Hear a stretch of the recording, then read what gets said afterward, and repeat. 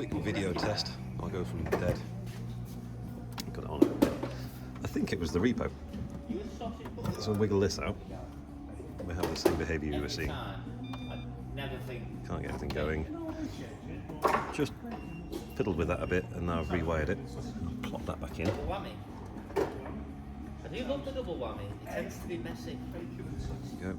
It's just too. It just falls apart when you think once you have the second and third filling.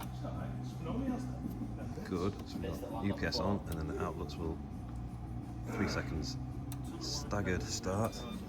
If I pull the mains. Ooh, hang on, let me wait. Yeah. Right.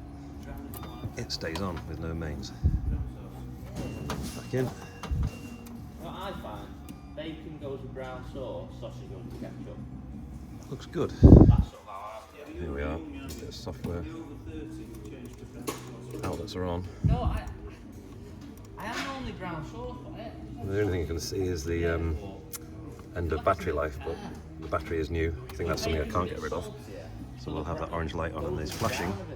The UPS does work as a UPS.